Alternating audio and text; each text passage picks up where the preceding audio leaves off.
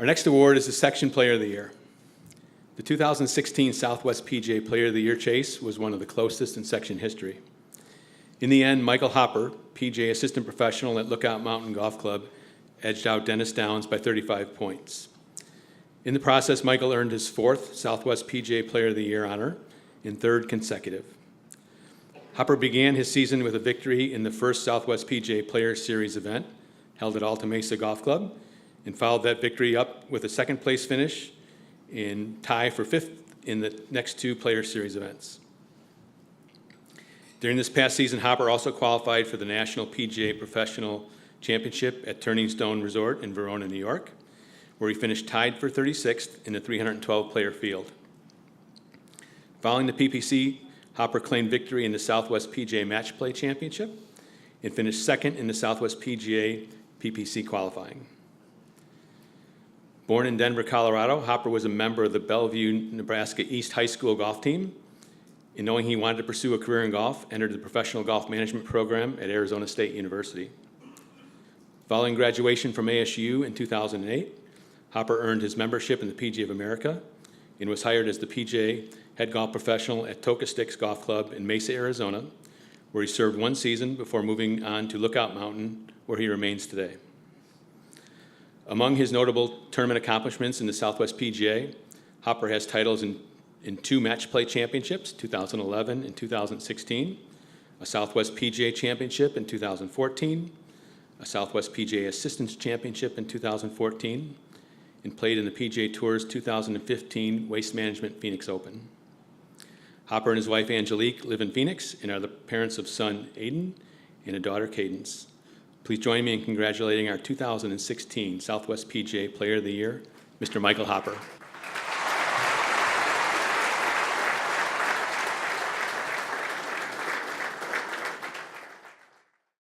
Let me just say that you and Jim and all of our golf professionals that play out there, really promote the brand and make us all look good. Those of us who can't play quite as well as you do. So thank you both for making us all look good. So your fourth Player of the Year award, third in a row. Tell us how that feels. It feels pretty good. I feel super fortunate. Like Michael mentioned, playing high school. I don't have quite the college accolades like Jim does. When I was in college, I could hardly break 80. Lucky to break 70. And then over the last couple of years, I kind of just sort of figured out how to play a little bit better. And I feel super fortunate to be in this position. Obviously I practice a lot and work on my game, but I never thought that being in Arizona with so many good players that, the chance to win one Player of the Year was super, super exciting for me. The fact that I've won four now is just, it's hard to fathom for sure. Yeah, it's very impressive. And you came on the scene and they want to know how Michael Hopper did. I can trust you that. They all ask me, how'd Hopper do today, kind of thing, right, in the event. So that's a good thing. That's kind of like Tiger asking how'd Hopper do today, because compared to their own score. So, all right, so I got to read this because it's so obviously you had a great year in 2016. You won the Match Play Championship, okay? Third in the Southwest PGA Major, and winning four majors winning four majors are your goals for the year. To win all the four majors, it's funny that Craig Hocknell just won the section championship this last year, and that was his fourth, so now he's won all four.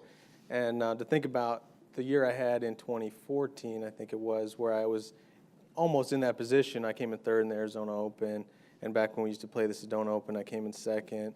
And that the Arizona Open kind of is the one that I would like to try and win. Playing against a lot of not just club pros, but everybody else, I think that would be probably one of the best ones to win. Obviously, the National Club Pro is obviously even bigger than that. I'd hope to finish one of these times if I get in that top 20 and get the PGA Championship. That's probably my number one goal. But the Arizona Open would be another one after that. Great goals to have, and the Arizona Open's a nice one out at Troon, of course, and that top 20, that's obviously a big deal to all of us. To be able to see you get in there and compete in the PGA Championship would obviously be a dream. So wonderful. So can you talk about growing up in the South Pacific Island? I'm going to see if I pronounce it right. Vanuatu? Is that right? That is right. It's kind of a funny story. If you had some of my college friends here, they would laugh because I would tell them about this place that I grew up, and they would all think I just made it up. But you guys can all Google it. It's a real place. So Vanuatu, yes, the South Pacific Island. or it's an archipelago of islands near Australia. And I moved there when I was 6 weeks old or so, and I lived with my grandfather and my mother there. And I mean, it is a tiny island. I mean, I think they 20,000 people, 40,000 people or something, super small. And they had a golf course, and my grandfather, who taught me to play golf, you know, he cut down like a 3-wood, and I've got like some pictures where it's showing him, and there's this, it's weird coming to Arizona because there's palm trees there, but they'll have coconuts. You know, here they don't have coconuts in these trees. It's weird, but anyways, there's a picture there that shows him showing me kind of how to hold the club, and yeah, that was something. I can't remember a lot of the golf experience. I remember kind of having a 3-wood, and he tells me that I always asked him, can I hit in the sand? Can I hit in the sand? I guess that was cool when I was there, is if I could hit in the sand. I can imagine hitting a 3-wood out of the sand, but apparently that's what I liked to do back then. So yeah, that's where it all kind of started for me and for golf. Yeah. Yeah, that's cool. That's a cool It was story. cool, yeah. All right, so everybody's got to know, I'm sure everybody out there's got to, what is it like to tee it up in the Waste Management last year? Is that your first time doing that? Yeah, and it's a bittersweet kind of memory because I didn't play particularly well, and I'm sure like Jim and other golfers can attribute to, you know, you always kind of have those first tee sort of jitters. Obviously, when there's like a whole bunch of people watching you, you have a couple extra jitters, but after like the 5th or 6th bogey, you're kind of just playing golf.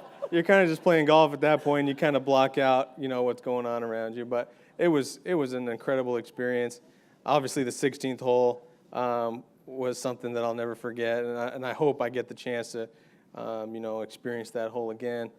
But yeah, it was unbelievable. I'd love to do it. I mean, I can't imagine doing it every week. Those guys, the treatment that they have and stuff there, it's unbelievable. Yeah, I know Mikey Martino tries to make a special effort to get out there and see you guys, and I know he had sent a picture last year or tweeted it or something, whatever those kids do these days, and I think it was wasn't the weather pretty inclement weather, On rain? Friday, yeah, it's funny, and I umbrella. played good on Friday, which is weird, but yeah, I don't know, I Yeah. guess I was more comfortable or something.